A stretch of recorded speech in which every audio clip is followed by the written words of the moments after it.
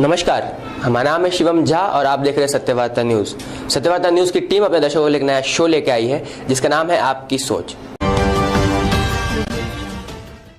इस शो में हम आज तक तो शहर के जो विकास के मुद्दे हैं, शहर की जो समस्याएं हैं, उन पे बात करते थे, पर आज का जो शो है वो थोड़ा विशेष शो है।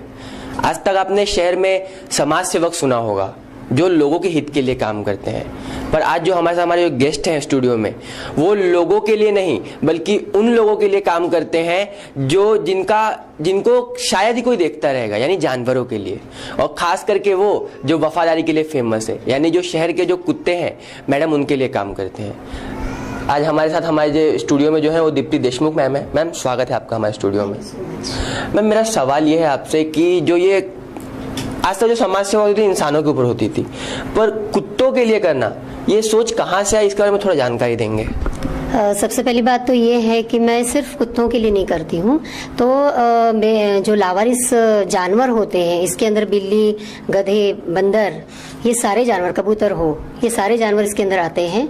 और ये प्रेरणा मतलब ये है कि हमको हमारी भूख जब समझती है, जब हम कहीं बाहर से आते हैं, हमको अगर देर लगती है खाने के लिए, तो हमको समझ में आता है कि हमको भूख लगी और तुरंत हमको खाना मिल जाता है।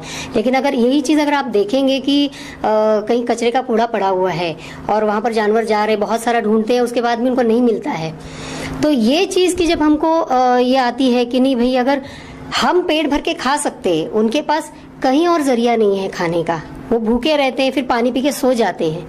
तो इस तरह से अगर हम ये सोचे कि उनका पेट कौन पालेगा, उनकी भूख कौन मिटाएगा, जैसे इंसान है उनको भूख है, वैसे ही जानवरों को भी भूख होती है, उसको मिटाना भी बहुत जरूरी है, ऐसा मैं समझती हूँ। और यही प्रेरणा वहीं से आई है मुझे। मैम, खाली आप जो जानवर उनको खाना देते हैं या फिर उनके स्वास्थ्य के लिए भी कुछ काम करते हैं? जी बिल्कुल। 25 सालों से मैं ये जो जानवर है इनकी देखभाल कर रही हूँ, जैसे उनको बिस्किट्स वगैरह खिलाना। उसके साथ साथ जब मैं काफ़ी दिनों तक ये करती रही तो मैंने देखा कि बहुत सारे जानवर ऐसे रास्ते में ऐसे ही पड़े हुए हैं। मैं उनको सिर्फ बिस्किट दे दूँ तो काम नहीं चलने वाला था, क्योंकि कोई एक्सीडेंट से मरा हुआ है, किसी को किसी ने मारा है, तो वो घाव हुआ है, कीड़े पड़े हैं, तो डॉक्टर्स तो अवेलेबल नहीं थे उस वक्त में। तो मैंने ये सोचा कि अगर मैं ये बिस्किट्स दे रही हूँ, इसके साथ में अगर इसका इलाज भी करना शुरू कर दिया तो मेरे ख्याल में ये बहुत अच्छी चीज़ होगी। तो धीरे धीरे मैंने इसकी खोज करना शुरू कर दी, इंटरनेट पे देखना, कुछ डॉक्टरों से सलाह लेना, ये सारी चीज़ें देखते हुए मैंने ये चीज़ सीखी।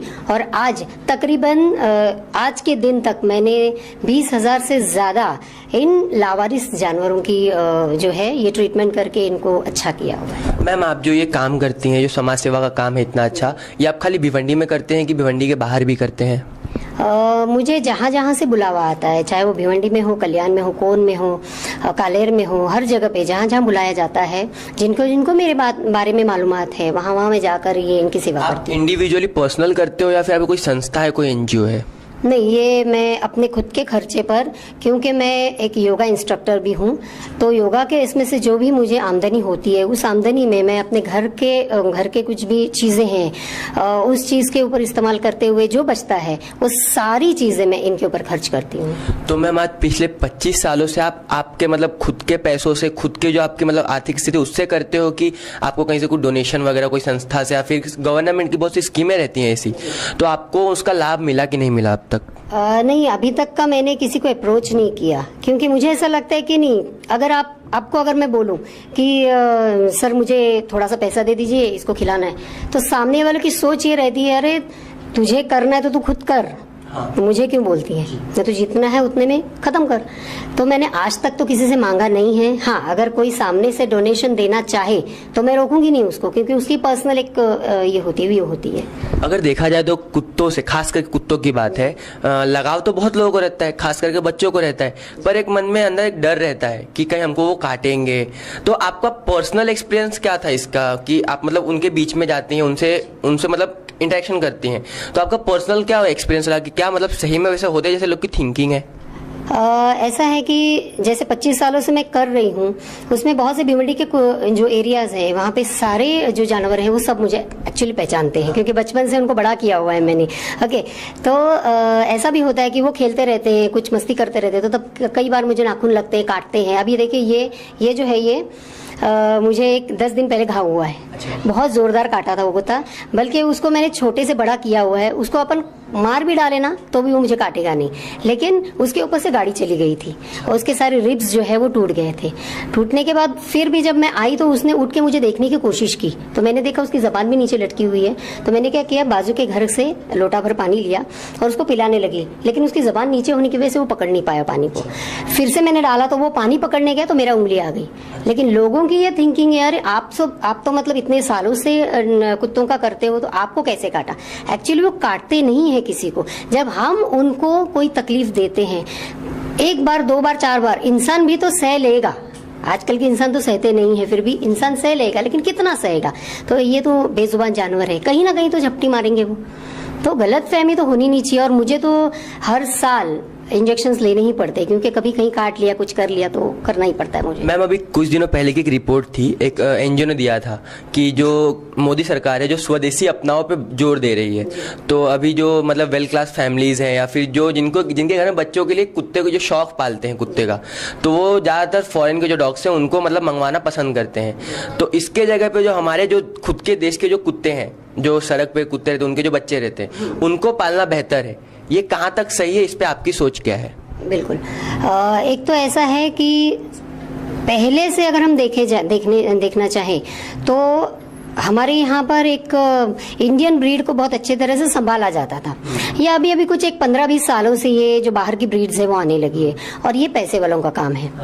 ये क्या करते हैं, लेकर आते हैं एक शौक के तौर पे, और फिर जैसे जैसे उसको संभालते हैं, उनको ऐसा लगे कि नहीं अभी इससे ज्यादा हम नहीं संभाल सके, इरिटेट हो जाते हैं, तो वो उनको कहीं ना कहीं छोड़ देते हैं, रोड पे छोड़ते हैं, चाहे किसी को दे देते हैं। तो एक है उनका एक मानसिक संतुलन जो है ना वो बिगड़ जाता है। इसकी वजह से कहीं और अगर वो चले जाते हैं तो काटना चालू कर देते हैं। अगर आप देखेंगे इंडियन ब्रीड को, जो रास्ते के कुत्ते हैं उनको देखेंगे, उनकी इम्यूनिटी पावर बहुत होती है। उसको बहुत जल्दी इन्फेक्शंस बोलो या और भी कोई चीज है इंटरनली, वो जल्दी होती नहीं है, जहां तक मैंने आज तक देखा है। और बाकी जो ब्रीड्स हैं, जो फॉरेन की ब्रीड्स हैं, उनको बहुत जल्दी इन्फेक्शंस हो जाते हैं। ये बात बोला, इस पे मैं आपसे एक क्वेश्चन करना चाहूंगा कि मैम, लोगों के अंदर एक गलत फहमी है कि जो सड़क पे के कुत्ते हैं या फिर जो लावारिस कुत्ते हैं उनसे हमको जल्दी इन्फेक्शन होगा। जी, हालांकि ऐसा होता नहीं है, मैंने भी स्टडी किया है, बट लोगों के अंदर ऐसे मतलब मिथ्स है। तो इस पे आप क्या कहना चाहेंगी कि वो सेफ रहते हैं या फिर जो वो खुद के घर में रखते हैं वो सेफ रहते हैं? देखिए, सेफ्टी तो हर जगह इम्पोर्टेंट ये है कि आपको उन कुत्तों को एक तो रेबिस का इंजेक्शन फर्स्ट ऑफ ऑल ये देना बहुत जरूरी है, ताकि अगर कोई भी घर का कुत्ता भी अगर काटता है तो अगर रेबिस का इंजेक्शन अगर उसको वैक्सीन नहीं दिया गया है तो वो आपको तकलीफ देगा।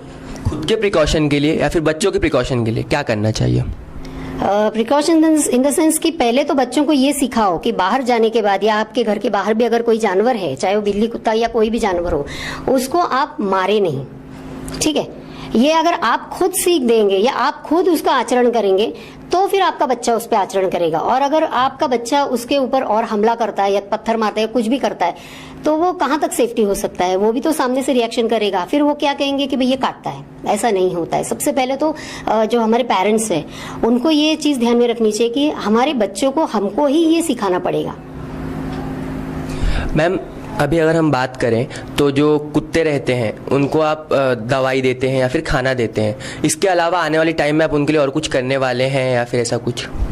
हाँ, ऐसा है कि दवाई और खाना तक का ठीक है, लेकिन कोई जानवर ऐसा पड़ा रहता है कि जिसके ऊपर से गाड़ी चली गई हो, रिब्स के प्रॉब्लम हो, पैर टूटा है, हाथ टूटा है, जो हम रास्ते पे उसको रख के इसका ट्रीटमेंट नहीं कर सकते।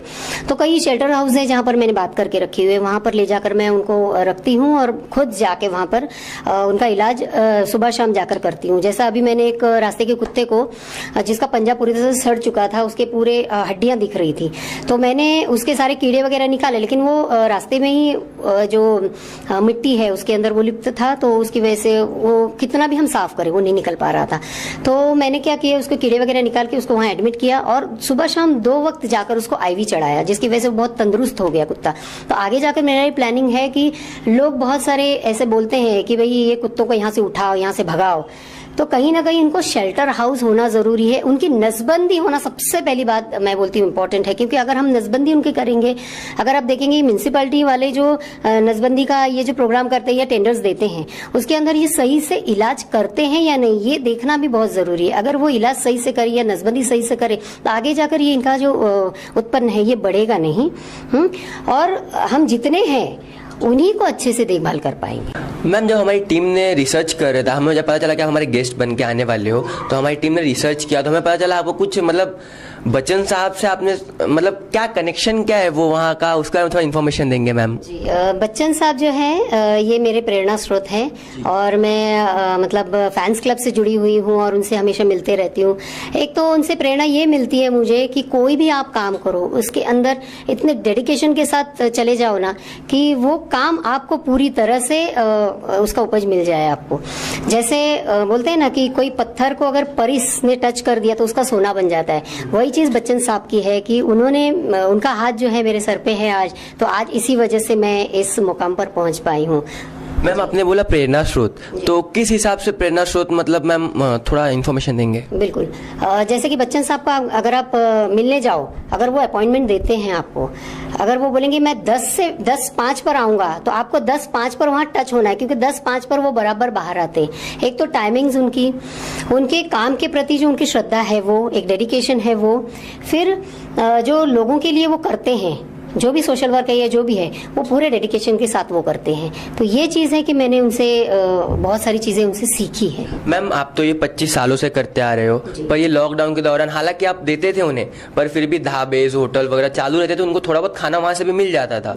पर लॉकडाउन में सब बंद होने की वजह से आपको किस प्रकार से एफर्ट करना पड़ा उनके लिए, और क्या लॉकडाउन में अलग कुछ करना पड़ा है फिर पहले जैसा ही आपका चल रहा था? जी, तकरीबन 26 साल से मैं 350 कुत्तों को रोज खाना खिलाती हूँ, आज भी खिला रही हूँ।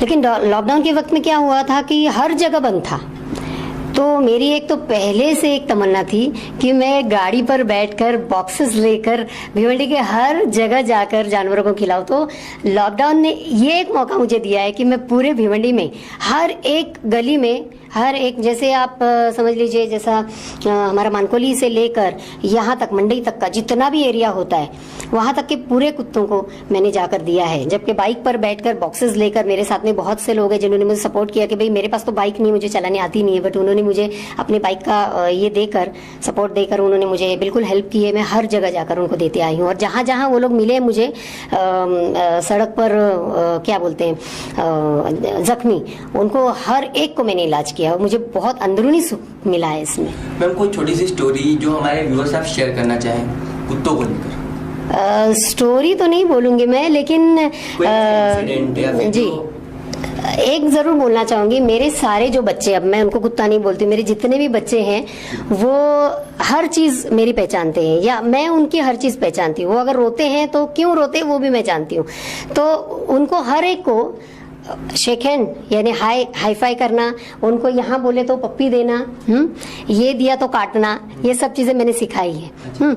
अगर कोई बाइक वाला मेरे पास से फास्ट अगर गुजर जाए तो उनका लास्ट तक पीछा करते हैं। ये मतलब इतना मेरे को प्रोटेक्शन देते हैं, ये मैं जानती हूँ। बिल्कुल बिल्कुल, ये समझते कि माँ की जो तकलीफ है ये बच्चा बिल्कुल जानता है।